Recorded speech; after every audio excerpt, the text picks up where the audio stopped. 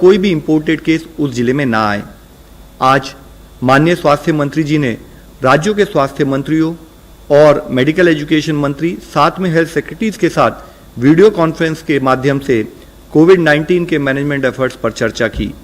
उन्होंने राज्यों के अब तक के किए प्रयासों के लिए उन्हें धन्यवाद देते हुए कंटिन्यूअस अलर्ट रहने की इश्यू जो नीड है उसको हाईलाइट किया। उन्होंने राज्य से अधिक केसेस रिपोर्ट करने वाले या कम डबलिंग रेट वाले जिलों पर ध्यान केंद्रित करने का अनुरोध किया। उन्होंने ये कहा कि हाई केस मॉर्टेलिटी वाले जिलों पर भी ध्यान केंद्रित करने की आवश्यकता है। उन्होंने अनुरोध किया कि लाइफ सेव करने के लिए अर्ली आइडेंटिफिकेशन ऑफ केसेस और प्रॉपर क्लिनिकल मैनेजमेंट बहुत महत्वपूर्ण है।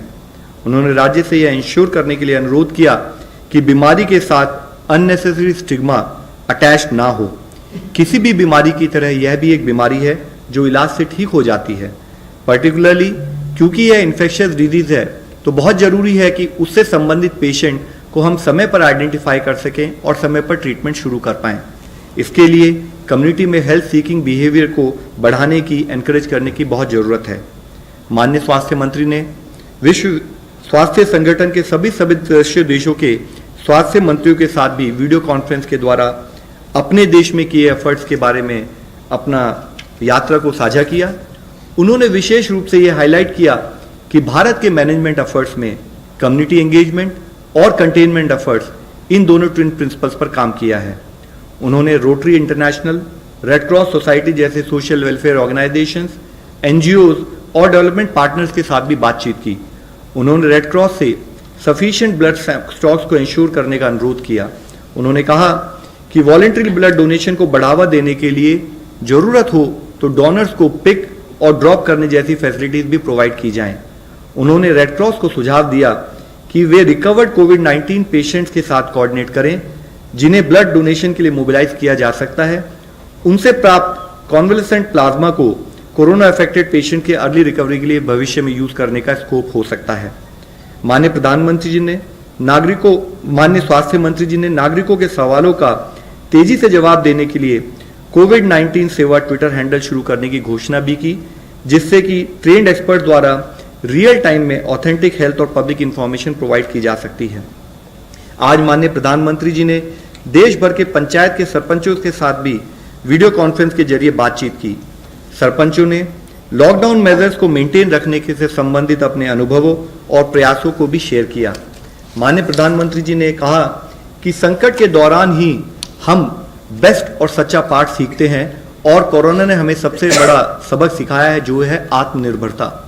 उन्होंने पंचायतों से अपने इंफ्रास्ट्रक्चर को फर्दर मजबूत करने के लिए और बेटर विजिलेंस के लिए corona tracker application Aarogya Setu download करने के लिए और उसको प्रमोट करने के लिए भी अपील की।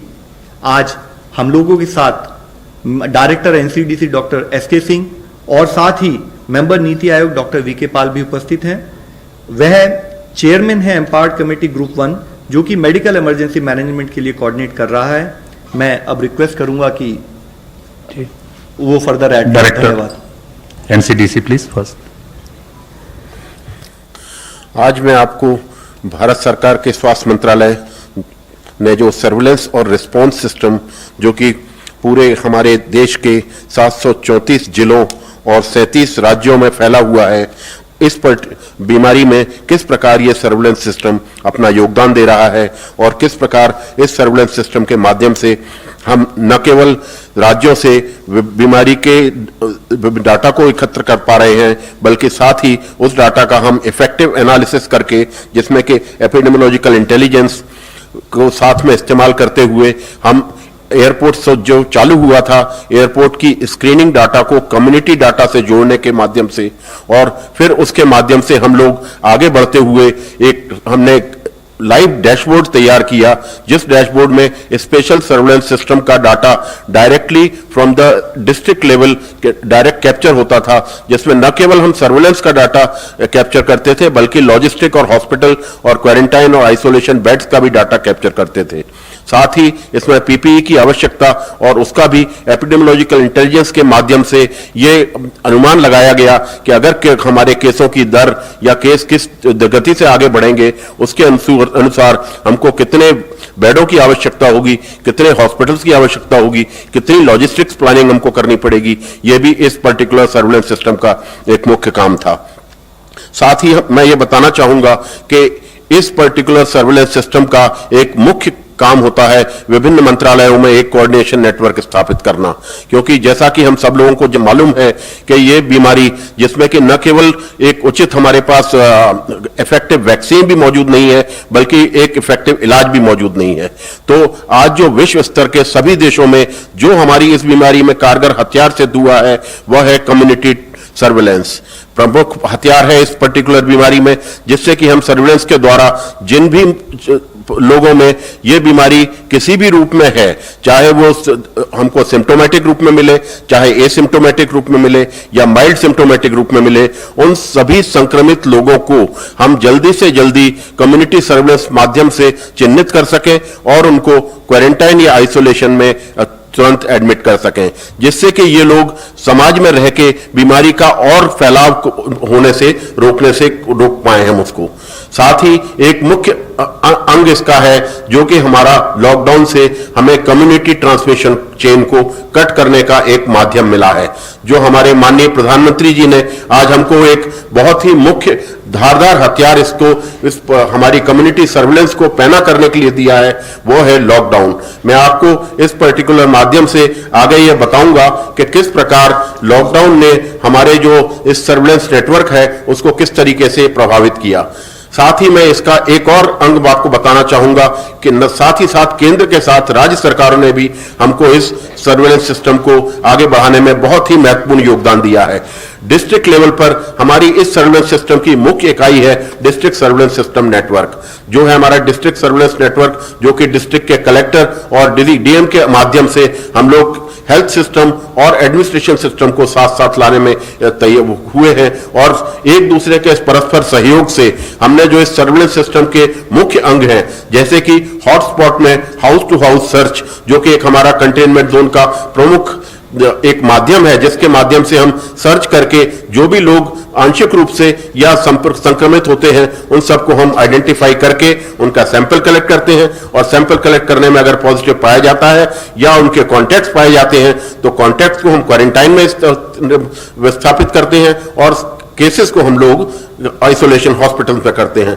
साथ ही मैं आपको यह बताना चाहूंगा कि इन सर्विलेंस सिस्टम के माध्यम से न केवल हम कम्युनिटी में इफेक्टिव मॉनिटरिंग भी कर पाते हैं, बल्कि एक कोऑर्डिनेशन के माध्यम से सेंट्रल सर्विलेंस टीम के माध्यम से हम जिला स्तर से लेके राज्य स्तर से लेके केंद्र स्तर तक एक मॉनिटरिंग और सुपरविजन का नेटवर्क भी स्थापित कर पाते हैं। अगर आप इसी प्रकार देखेंगे कि सर्विलेंस सिस्टम ने विभिन्न फेजेस में किस प्रकार से हम आगे चले हैं, तो आप पाएंगे कि आज हमारे इस सर्विलेंस सिस्टम के माध्यम से 9,45,000 करीब लोगों को हम लोग पूरी निगरानी में रखे हुए हैं। इससे हम ये जानकारी आप लोगों के माध्यम से जनता को देना चाहेंगे कि ये सर्विलेंस सिस्टम जो कि पूरे देश के जिले में फैला, हर जिले में फैला है, उसने 9 लाख पॉसिबल इन्फेक्टेड पर्सन्स को किस प्रकार एक अपनी निगरानी में रखा है पैनी निगाह से, जैसे कि उनमें किसी भी प्रकार कोई भी लक्षण अगर इसमें संभावित नजर आता है तो उनका तुरंत सैंपल लिया जाता है, भले ही ये क्वारंटाइन फैसिलिटी में हो या कम्युनिटी में होम आइसोलेशन क्वारंटाइन में हो। इन दोनों ही स्थितियों में अगर किसी को कोई सिम्टम डेवलप होता है तो उसका सैंपल लिया जाता है। जैसा कि आप इस ग्राफ के माध्यम से मैं दिखाने का आपको प्रयास करूंगा कैसे दिनों दिन हमारा ये सर्विलेंस सिस्टम सबसे पहले, जबकि भारत में एक भी केस नहीं था, 23 जनवरी से ही चालू हो गया था और 23 जनवरी से ही हम लोग विभिन्न लोगों को अपनी इस निगरानी के क्षेत्र में लाने लगे थे।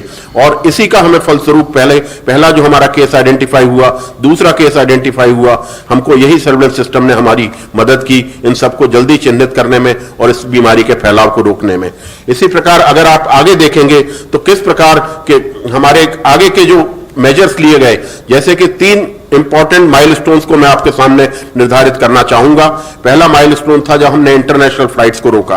आप इस सब के साक्षी रहे हैं कि जिस प्रकार इंटरनेशनल ट्रैफिक रोका तो उसी ने हमको मदद की कि बाहर से, क्योंकि यह बीमारी बाहर से आई है, तो उनके माध्यम से जो संक्रमित लोग बाहर के ट्रैफिक के माध्यम से हमारे देश में आ सकते थे, उनका आने पे हमने एक सीमा तक अंकुश लगाया। क्योंकि मैं आपको बताना चाहूंगा कि ये बीमारी आदमी के शरीर में चलती है। इसीलिए हम किसी भी प्रकार की स्क्रीनिंग मैकेनिज्म से पूरी तरह हर चीज को एयरपोर्ट, पोर्ट या पॉइंट ऑफ एंट्री पर नहीं रोक सकते। कुछ ना कुछ लोग जिनमें बीमारी के लक्षण नहीं होते लेकिन कीटाणु होते हैं, ऐसे लोग इंक्यूबेशन पीरियड में बहुत संभावना है कि हमारी सोसाइटी में एंटर कर जाते हैं और इन्हीं लोगों के माध्यम से आगे का जो ट्रांसमिशन चेन है कम्युनिटी में वो आगे पनपता है। और बीमारी जो कि आप मुख्य तरह जानते होंगे, मैं आपको फिर भी बताना चाहूंगा कि यह बीमारी एक इस प्रकार की है कि अर्ली फेज में इसका ट्रांसमिशन बहुत ज्यादा तेजी से बढ़ता है, जिससे कि लक्षण आने के पहले भी यह बीमारी दूसरे लोगों को लग सकती है।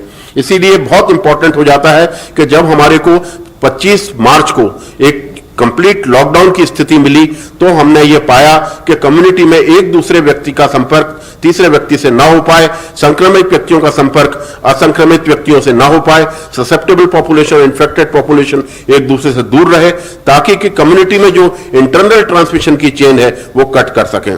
तो इसी का फलस्वरूप आप देखेंगे कि जिस गति से हमारे देश में इस केसेस के फैलाव को एक बिल्कुल निरंतर स्थिरता प्रदान हुई है वो लॉकडाउन से हुई है। उसके बाद की अगली हमारी एक और आवश्यकता जो कल हमारे सीके मिश्रा साहब ने आपको बताया था कि टेस्टिंग को हमने किस तरीके से आगे बढ़ाया, टेस्टिंग ने भी हमें इसमें एक सफलता प्रदान की। और इसी तरीके से आप देखेंगे कि जो हमारा ग्राफ बहुत तेजी से ऊपर जाना था वो उसके हम काफी हद तक एक अंकुश लगा पाए। इसमें मैं आपको 4 एक माइलस्टोन मुख्य रूप पर बताना चाहूंगा जो कि हमारे लॉकडाउन के 4 हफ्तों को दर्शाता है।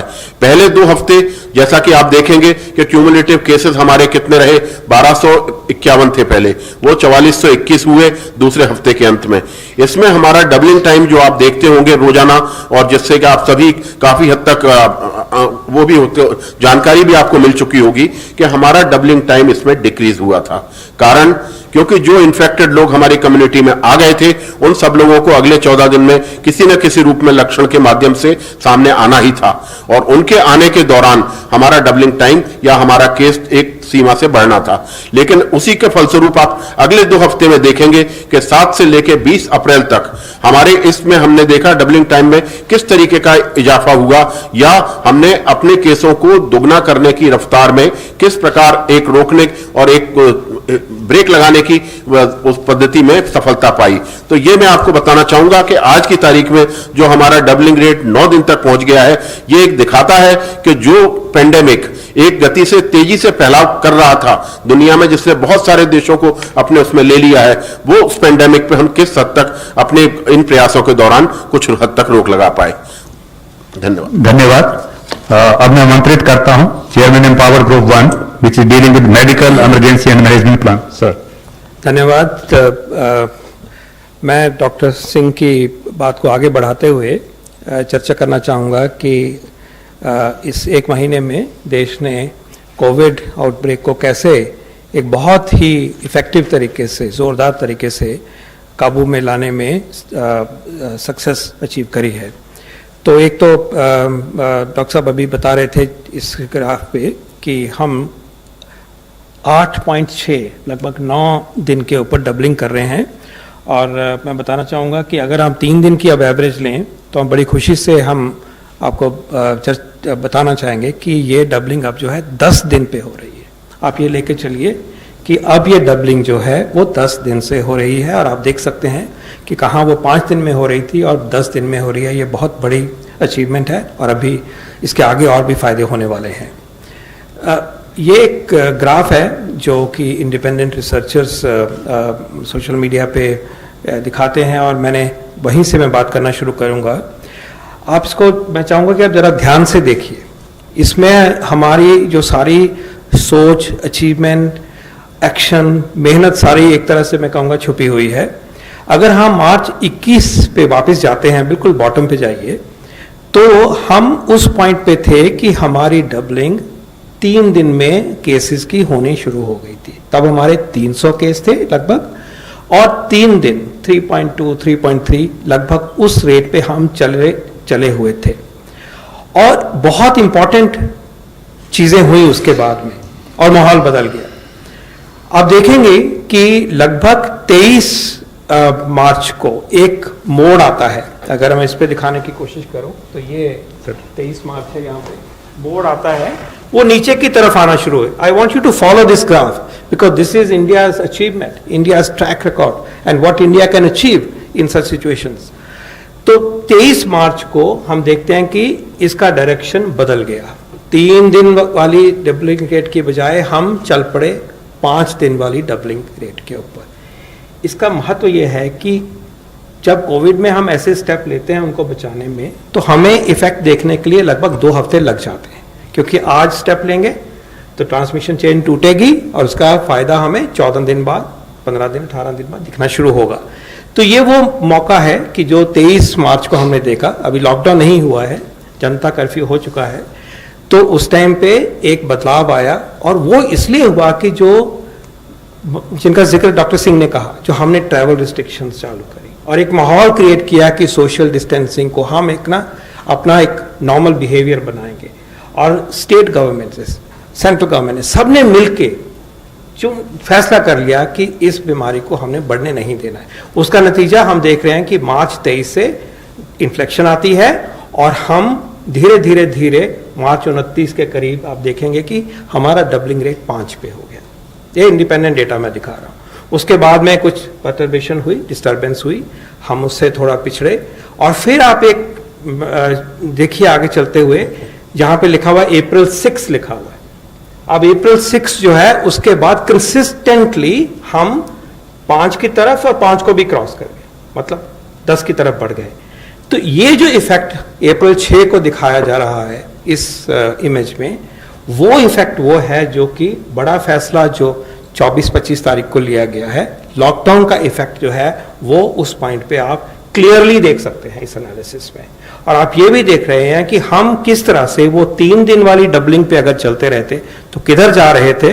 और हमने बड़े फैसले लिए और उससे पहले भी इंक्रीमेंटल फैसले लिए, बाहर के ट्रैवल रिस्ट्रिक्शंस को देखा, उनको पकड़ा और इतना सर्वेलेंस किया हमने कि हम एक उसी तरक्की को करते करते लॉकडाउन जैसे बड़े फैसले के बाद एक अलग रूप में हम अपने देश को लेके आ गए और हमने इस बीमारी पे ऊपर काबू डाला. ये स्लाइड दिखाती है कि उसी का ही को ही ऐड किया गया है कि अगर हम 3 पे चले होते तो वो बीच वाली डॉटेड लाइन है. ओके, 3 डॉटेड लाइन है, देख रहे हैं. एक 2 वाली है, और भी फास्ट ग्रोथ हो सकती थी. हम उस तरफ नहीं थे, कभी भी नहीं थे, लेकिन 3 वाली पे लगभग एक बारी पहुंच चुके थे. और फिर 5 दिन वाली है. तो आप क्लियरली देख सकते हैं कि अगर हम फास्ट रेप्लिकेशन पे ट्रांसमिशन हम नहीं रोक पाते तो हमारा रास्ता उस तरफ जा रहा था कि जहां पे कि कई देश पहुंच गए और वहां उन्होंने समस्या को. तो ये कहना होगा कि हमने जो लॉकडाउन का बड़ा फैसला इस देश ने लिया, प्रधानमंत्री जी ने यह फैसला बड़ा जो लिया, वो एक टाइमली डिसीजन था कि हम उस तरफ नहीं गए जहां पे कि बहुत सारी इन्फेक्शन फैलती और जान का नुकसान होता. ये हम आपके सामने डेटा से प्रस्तुत कर रहे हैं. अब उसी को अगर हम देखें कि 25 के बाद क्या हुआ, पहले भी हम अच्छा काम कर रहे थे और फिर पूरा लॉकडाउन किया, पूरी मेहनत लगा दी. तो उस मेहनत के बाद हम ये देखते हैं कि उसका फायदा ये है कि आज हमारे जहां पे लगभग 23,000 केस हुए हैं. तो ये इजी रिफ्लेक्शन है उसी मैथमेटिकल मॉडल की, उन स्कॉलर्स की. दिखाते हैं कि 73,000 तक आज नंबर पहुंच जाता अगर हम लॉकडाउन वाला फेज को ही अगर पकड़ें अगर. और अभी तो लॉकडाउन चला भी हुआ है, उसका असर भी चलेगा, जैसे मैं भी आपको आगे दिखाऊंगा. ये डेटा दिखाता है कि कंफर्म केसेस क्या हैं. एक और तरह से हम इसी चीज की चर्चा एक और अलग तरीके से करते हैं. तो ये चले हुए हैं, धीरे धीरे बढ़ रहे हैं, लेकिन कंट्रोल में है. लेकिन इसी के साथ अब मैं वो पिक्चर दिखा रहा हूं कि जो एक्सपोनेंशियल कर्व पे हम चलने वाले थे. अब देखिए कि ये वो था कि जो बिना लॉकडाउन की इंटरवेंशन से हमारा रास्ता होना था. तो एक एक्सपोनेंशियल कर्व की तरह हम जा रहे थे और ये फ्लैट कर्व है, दोनों के स्केल अलग हैं. इसीलिए मैंने कोशिश करी है सिंप्लीफाई करके दिखाने की एज ए रिप्रेजेंटेटिव कि वो हम प्रोजेक्टेड जो रास्ता था एक्सपोनेंशियल सीधा ऊपर जाने का, उसकी बजाय हमने जो बड़े डिसीजन लिया, देश ने उसको निभाया, उससे हम बिल्कुल उससे परे चले गए. और कहाँ एक्चुअल है आप देख रहे हैं, 23,000 पे हैं हम, और कहाँ हम प्रोजेक्टेड है वो लाखों का 1 लाख से भी ऊपर इस डेटा सेट में हमें दिखाई देता है. इसी को अगर हम आगे बढ़ाएं तो ये एक समरी स्लाइड की तरह मैं आपको दिखा सकता हूं। इसमें 3-4 चीज़ें इकट्ठी दिखाई गई हैं, कुछ का जिक्र हो गया है लगभग, कि हमारा डबलिंग रेट जैसे मैंने बताया आज 10 है, आप 10 की फिगर देख रहे हैं, और येलो वाला पोर्शन है हमारा पहला लॉकडाउन, और उसका एक्सटेंडेड वाला ग्रीन वाला पोर्शन है। लॉकडाउन का असर जो दिखना शुरू हुआ 4-5 अप्रैल से दिखना शुरू हुआ, वहां मैंने लाइन दिखाई है, क्योंकि उससे पहले वो असर दिखने से पहले हमें वक्त लगता है कि ट्रांसमिशन पे इफेक्ट होने के 10-12-14 दिन लगते हैं। तो आप देख रहे हैं कि उसके बाद स्लोइंग हुई है, और अगर आप देखें कि मैथमेटिकल मॉडल दिखाता है कि ये ऐसे फ्लैट होना शुरू हो रहा है, और आप ये भी देख रहे हैं कि अभी भी जो हमारी सेकेंड फेज है लॉकडाउन की, उसमें हम मिडिल स्टेज में हैं, और क्योंकि असर अगले 14 दिन, 15 दिन, 20 दिन भी चलेगा, तो हमारा ये असर मई के पहले से दूसरे हफ्ते तक भी दिखेगा। तो ये बताता है, दर्शाता है कि हमारे देश ने किस तरह से इस आउटब्रेक को रिसेंट टाइम्स में, particularly in the context of lockdown, how it has been handled and what the true results of this are. And therefore I am happy to state, number 1, कि लॉकडाउन का फैसला timely फैसला था। यह फैसला देश ने तब नहीं लिया कि जब हम बहुत ज्यादा इन्फेक्शन फैल गई थी, डेथ्स होनी शुरू हो गई थी, उससे बच गए। पहली बात तो यह है, और यह फैसला सूझबूझ के साथ लिया गया है, एक्सपर्ट्स की पूरी राय को लेके लिया गया है, हर पहलू को देखभाल करके लिया गया है, और जो साइंस बताती है, जो एपिडेमियोलॉजी साइंस बताती है, एपिडेमिक्स की जो साइंस हमें बताती है कि किस तरह से इन चीज़ों को काबू करने के लिए करना जाना चाहिए, उसको पूरी तरह से मद्देनजर रह के किया गया, और आप उसका नतीजा अपने सामने देख रहे हैं। दूसरी बात यह है कि देश ने दिखाया कि लॉकडाउन इफेक्टिव था। अगर आप ये ट्रेंड्स आप देखिए कि हम कैसे अलग हो गए, कैसे हमने अपने आप को बचाया, और उसमें जो भूमिका रही है सर्वेलेंस की, और सारी मेहनत की, और सब देश की मेहनत की, वो आपके सामने है। ये इफेक्टिव था, इसलिए हम यहाँ तक पहुँचे हैं, और जान बची हैं, इन्फेक्शन बची है, उसके जो होने वाले परिवारों को नुकसान है वो बचा है, डेथ्स बची हैं। लेकिन ये भी याद रहे कि अभी भी लॉकडाउन का असर अभी हमने और भी देखना है, और जो स्कॉलर्स की मैं बात कर रहा था उनके हिसाब से तो डबलिंग टाइम अभी 14 दिन भी हो गया है, तो हम और भी इसका फायदा देखेंगे। ये ऐसे डिप होना चाहिए, यही दिखाता है, एक्सपर्ट्स की राय है, तो वो अब भी आगे भी आएगा, लेकिन हमने इसको संजो के रखना है।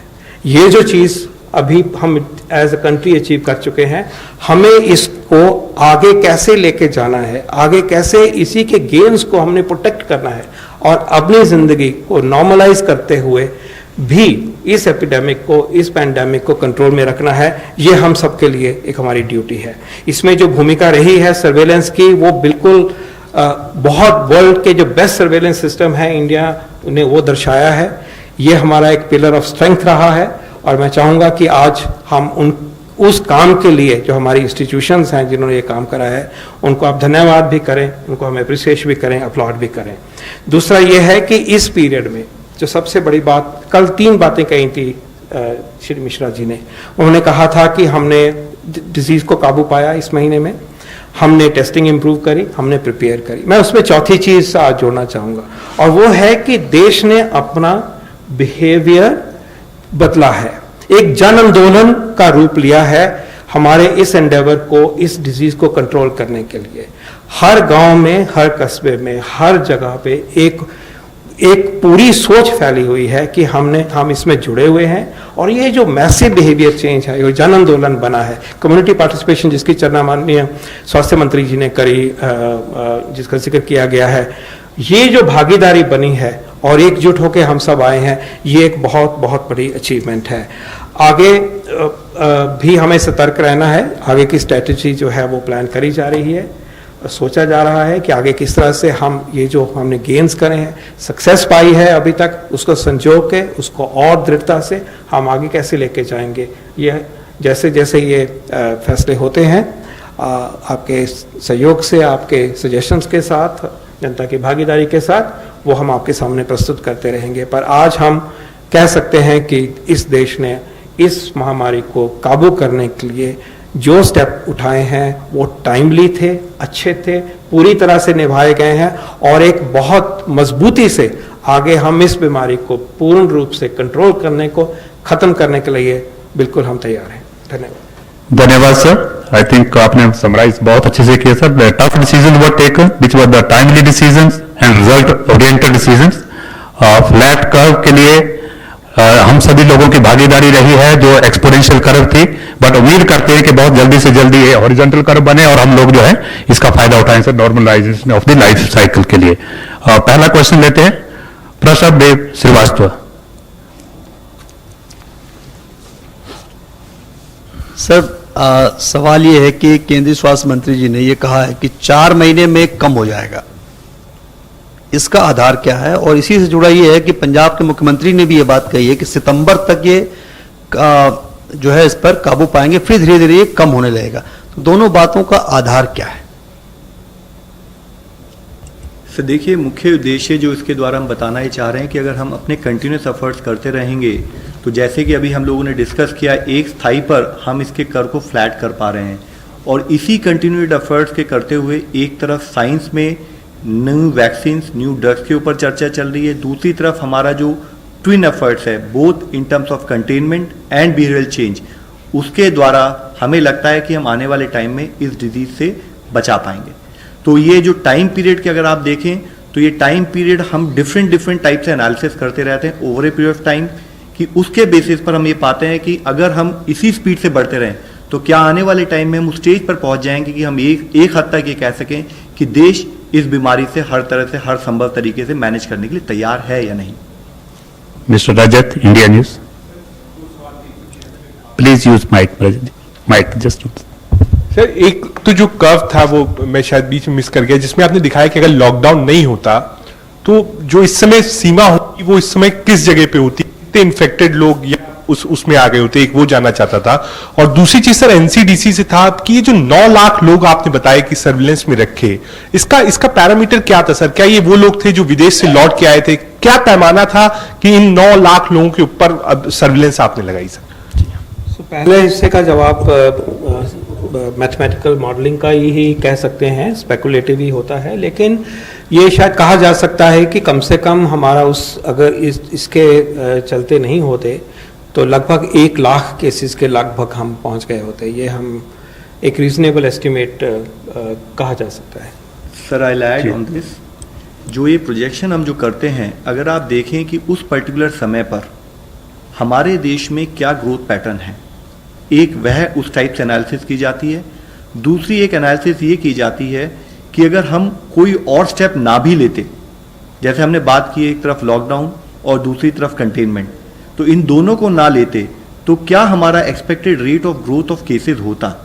इन दोनों को सामंजस्य करते हुए हम पाते हैं कि हमारा जो ट्रेजेक्ट्री होती, जैसे कि मैप में दिखाई गई है, वह बहुत स्टीप होती और हमारे केसेस बहुत ज़्यादा होते। लेकिन क्योंकि देश ने टाइमली एक्शन लिया, देश ने फोकस किया कि हम समाज के हर वर्ग को जोड़ के इसमें काम करें, तो जिसकी वजह से हमें अच्छे रिजल्ट मिल रहे हैं। जी आप ऐड करें। जो आपने दूसरा प्रश्न पूछा जो कि हमने 9,45,000 लोगों का कैसे वो किया, इसके देखिए विभिन्न पहलू हैं। पहले हम लोगों को हमारी एक्सटर्नल अफेयर्स मिनिस्ट्री से जानकारी मिलती थी कि कितने लोग हमारे एयरपोर्ट्स, बोर्ड्स और सीपोर्ट्स के माध्यम से देश में आ रहे हैं। इनकी पहले सिम्टोमेटिक जांच होती थी एयरपोर्ट पे, उनसे जो लोग निकल जाते थे, मतलब कि जो लोग हमारे अनुसार इन्फेक्शन अपने शरीर के अंदर होते हुए भी सिम्टम लेस दिख रहे थे एयरपोर्ट पे, तो ऐसे लोगों को हम लोगों ने चिन्हित किया। ब्यूरो ऑफ इमिग्रेशन से हमको डाटा मिलता था, जिस डाटा को हमको स्टेट और डिस्ट्रिक्ट से शेयर करते थे, और स्टेट और डिस्ट्रिक्ट से शेयर करने के बाद वो लोग उनको सर्विलेंस में रखते थे। एक दूसरा, हम लोगों को जैसे ही कम्युनिटी में कोई केस मिलता है, उस केस के हम कॉन्टैक्ट्स को चिन्हित करते हैं, चाहे वो उनके साथ हवाई जहाज में बैठ के आया हो, चाहे उनके साथ एक ही घर में रह रहा हो, चाहे उनके साथ एक समूह में रह रहा हो। तो इससे को हम एक कॉन्टैक्ट लिस्ट बनाते थे, जिसको कॉन्टैक्ट की लाइन लिस्टिंग कहते हैं। इसमें हाई रिस्क कॉन्टैक्ट्स और लो रिस्क कॉन्टैक्ट दोनों ही रहते हैं। जैसा कि आप सब लोगों ने देखा हुआ, तबलीगी जमात के जो लोग थे, जो कि विभिन्न प्रदेशों में 20 से ज्यादा प्रदेशों में गए, उनके सबके जितने भी लोग उनके संपर्क में आए, वो सब लोग हमारे कांटेक्ट बने और उन सब लोगों को हम लोगों ने काफी हद तक निगरानी में रखा। एक ऑनलाइन क्वेश्चन है what has been the feedback from the central teams which visited states witnessing higher rate of growth in positive cases? What are the steps being taken to address the situation in these districts? देखिए, जैसे कि मेरे colleague ने already detail में 2 central teams के बारे में बताया जो कि विभिन्न राज्यों में विभिन्न प्रदेशों में गई, उसके साथ ही जो हमारी टीम्स गई हैं उसने मुख्यतः सबसे पहले तो फील्ड में जितने भी हमारे हॉस्पिटल सेटिंग्स हैं उनको वेरीफाई किया, उसके साथ ही वहाँ के सीनियर अधिकारियों से चर्चा की, उनके जो कंटेनमेंट प्लान है उसको एग्जामिन किया, उसमें अगर कोई एक एडिशनल पॉइंट अगर उन्हें ऐड करना था वो ऐड करते हुए बताया कि कैसे हम अपने कंटेनमेंट जोन को कैसे और सुदृढ़ बनाते हुए उस पर कार्य कर सकते हैं, उस पर उन्होंने चर्चा की। इसके साथ ही जो कॉन्टैक्ट ट्रेसिंग है वह किस हद तक सही है या उसमें कोई और स्ट्रेंथनिंग की जरूरत है उसके बारे में उन्होंने स्टेट से चर्चा की, और उसके तहत उनकी कुछ ऑब्जर्वेशन जो रही स्टेट से डिस्कस करते हुए उन्होंने उसको और फर्दर स्ट्रेंथन और फर्दर मोबिलाइज किया।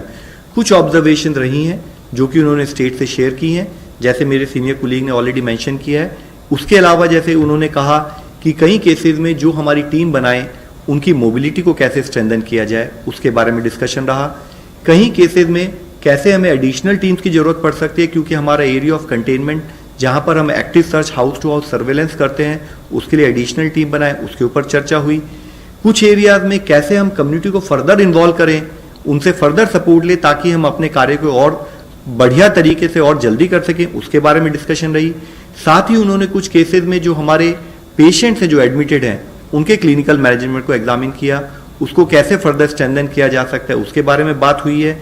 मुख्यतः उन्होंने एक और इशू जो हाईलाइट किया जो स्टेट के साथ डिस्कस किया वह था कि जो हमारे हेल्थ केयर वर्कर्स हैं, हमारे वॉलंटियर्स हैं, चाहे वो एनसीसी के हों, एनएसएस के हों या रिटायर्ड प्रोफेशनल तो जो हमारे साथ जुड़े हैं, उन सब की प्रॉपर ट्रेनिंग हो, ओरिएंटेशन हो, इन्फेक्शन प्रिवेंशन कंट्रोल पर बात हो, और साथ में जो हमारी रेफरल गाइडलाइंस हैं, जैसे हमारे 3 टाइप ऑफ हॉस्पिटल्स हैं जिसको हम कहते हैं Covid care centre, Covid health centre और कोविड हॉस्पिटल, उन पर किस तरह से रेफरल प्रोटोकॉल को ढंग से स्टैब्लिश किया जाए ताकि पेशेंट को एक स्थाई से दूसरी स्थाई पर जाने के समय पर उसको कोई डिले ना हो और उसको ढंग से टाइम पर ट्रीटमेंट मिल सके। ब्रह्म प्रकाश दुबे जी।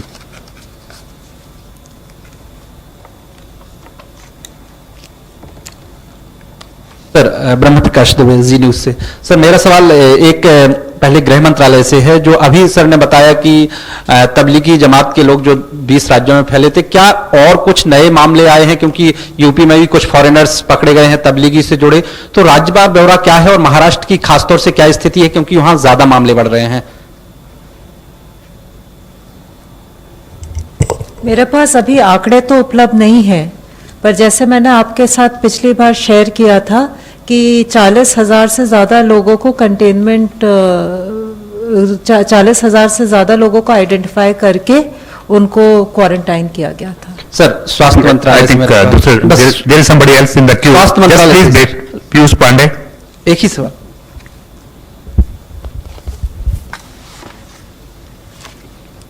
प्लीज।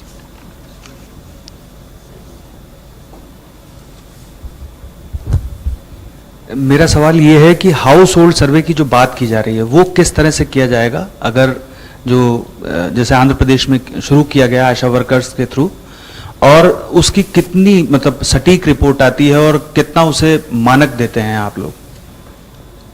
सर, जैसे मेरे कुलीग ने आपको अभी डिटेल में एक्सप्लेन किया, जो हमारा डिजीज सर्वेलेंस प्रोजेक्ट है एक्चुअली उसकी सबसे बड़ी एक खूबी है कि एक हमारे पास ऑलरेडी स्टैब्लिश प्रोसेस है देश में, जिसमें देश लेवल पर national centre for disease control, उसके अंतर्गत स्टेट लेवल पर स्टेट सर्वेलेंस ऑफिसर्स, उसके बाद उसके नीचे डिस्ट्रिक्ट सर्वेलेंस ऑफिसर्स ऑलरेडी हमारा एस्टैब्लिश नेटवर्क है।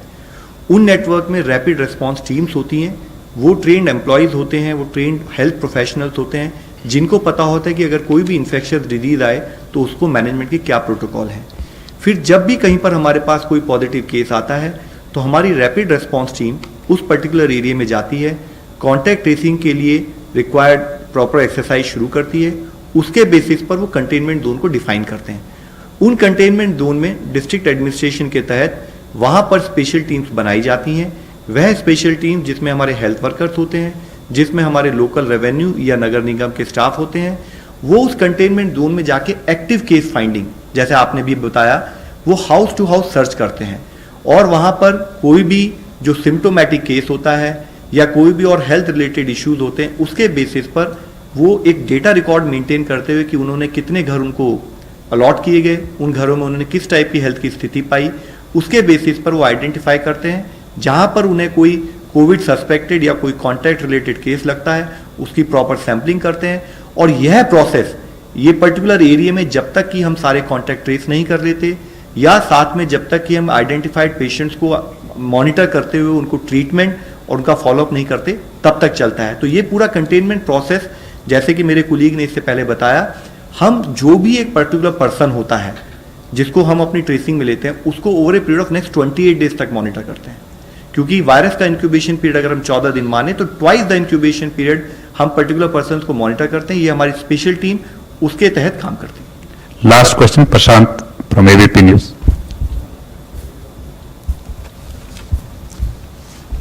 सर, मेरा सवाल पॉल सर से। सर, आप लोग कल भी मिश्रा सर ने बताया कि किस तरीके से लॉकडाउन का फायदा हुआ। जो भी आप लोग फिगर दे रहे हैं सर, अभी वो टेस्टिंग कल 5 लाख का आंकड़ा था, आज कुछ और बढ़ गया होगा। मैं समझना चाहता हूं कि 5 लाख का जो टेस्ट का आंकड़ा, क्या वो सफिशिएंट है? आप लोग इस नतीजे पे पहुंच रहे हैं कि लॉकडाउन से फायदा हुआ? आपको लगता है कि नहीं, इतना ठीक है, इस पे हम इस नतीजे पे पहुंच सकते हैं? दूसरा सवाल कि क्या आपको लगता है कि तब लॉकडाउन का जब इतना फायदा है तो 3 मई के बाद बढ़ाना चाहिए इसको, क्योंकि इस तरह की बातें शुरू हो गई? I think it's too early to decide on that, but I will request. कल श्री मिश्रा जी ने बहुत अच्छे तरीके से जो हमारी टेस्टिंग स्ट्रैटेजी है उसके ऊपर प्रकाश डाला था, और उन्होंने कहा था, और बिल्कुल ठीक तरह से एक्सप्लेन किया उन्होंने, कि टेस्टिंग स्ट्रैटेजी एक नुआंस्ड अप्रोच हमारे देश की रही है। जैसे जैसे सिचुएशन बदली, सिंपल सिचुएशन से ज़्यादा कॉम्प्लेक्स हुई, फिर आगे बढ़ी, हमने टेस्टिंग की स्ट्रैटेजी को मॉडिफाई किया। तो मैं ये बिल्कुल जिम्मेदारी से कह सकता हूँ कि अभी तक जो हमारी टेस्टिंग स्ट्रैटेजी चली है उसने tested the test of time. जैसे परिस्थिति बदलेगी इसको हम आगे लेके जाएंगे और उसको मॉडिफाई करेंगे, इम्प्रूव करेंगे, रिकैलिब्रेट करेंगे, और सारे पूरे जोरों से हमारी कैपेसिटी को बढ़ाने के प्रयास जारी हैं। ये आप सब जानते हैं। आप कह रहे हैं क्या ये काफ़ी है? मैं कहूँगा कि जहाँ तक आज हमें ज़रूरत थी ये काफ़ी रही है। आगे जैसी परिस्थिति बदलेगी उसको भी ठीक करेंगे। और कल आप बड़े क्लियर तरीके से हमने आपको समझाया था कि टेस्टिंग बढ़ने के बावजूद भी ऐसा नहीं हम देख रहे कि प्रोपोर्शन ऑफ पॉजिटिव केसेस ज़्यादा है। तो प्लीज़ ये लेकर चलिए कि हमारे देश में जो पिक्चर हम आपके सामने ला रहे हैं, यही पिक्चर कोविड की बाय एंड लार्ज है। ऐसी कोई अंडर करंट है कि फैला हुआ है, पता नहीं है, बिल्कुल ये लेकर चलिए, ऐसा बिल्कुल नहीं है। और भी सारे डेटा सेट्स बताते हैं हमें। प्रधानमंत्री जन आरोग्य योजना का जो पैकेज का यूटिलाइजेशन है वो दिखाता है, हमारा रूटीन सर्वेलेंस निमोनिया का, फीवर का दिखाता है कि वहाँ भी कोई स्पाइक हमारे पास नहीं है। आपने भी नहीं सुना कि किसी भी शहर में आईसीयूज भरने शुरू हो गए हैं, अस्पतालों के बाहर लाइन लगनी शुरू हो गई है, ऐसा भी नहीं देखा। फिर एक ड्रग्स की यूटिलाइजेशन के ऊपर एक स्टडी करी गई थी कि क्या दवाइयों की कंजम्पशन बढ़ गई है जो फीवर में या खांसी में चाहिए होती। नो, वो भी नहीं हुआ। तो लेके चलिए कि जो प्रस्तुत हम आपके सामने कर रहे हैं वो एक पिक्चर है, ट्रू पिक्चर है। उसमें रिफाइनमेंट कहीं मामूली सी हो सकती है, लेकिन disease is under control, disease is limited, and the efforts by the government, including the major decision of lockdown, has done very effectively to make sure that the outbreak is under control, and we are ready to move to the next stage of our fight with COVID-19. Thank you very much, sir. कहा कि बाकी आगे क्या होना चाहिए वो चले हैं एनालिसिस। लव अग्रवाल जी बता रहे हैं कि वो सब मुद्दों को लेके आपके सामने जब वक्त आएगा तो फैसला बताया जाए।